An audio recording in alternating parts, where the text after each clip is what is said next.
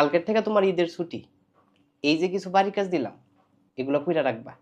ঈদের পরে আইসা দেখবো। আমার দরকার পড়লে লাড়ি দিয়ে 10টা বাড়ি দেন, তাও আমি ঈদের সময় কোনো লেখাপড়া করতাম না। আরে আমি তো তোমার ঈদের দিন পড়তে বলি নাই। ঈদের দিন হোক আর ঈদের আগে পরে হোক, তাও আমি পড়তাম না। তুমি কেন পড়বা না? ঈদের সময় পড়ালেখা করা নিষেধ। কে বলছে নিষেধ? কে কইছে কইতারি না?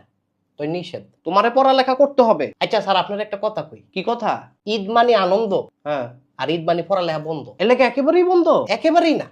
যতদিন আনন্দ ততদিন বন্ধ। এত আনন্দ করলে পড়ালেখা করবা কোন দিন? যেদিন আনন্দ শেষ হইব তার পরের দিন। আর এই আনন্দ শেষ হইব কোন দিন? এইটা আবার পরীক্ষার আগের দিন। আরে এমন করলে তো তুমি ফেল করবা। না স্যার, ইনশাল্লাহ করতাম না। তুমি যদি ফেল করো তাহলে তোমারে বাঁচাইবো কেডায়? আল্লাহ যদি আমারে পাস করায় তাহলে ঠেকাইবো কেডায়? শুধু পাস করলেই তো আর হবে না।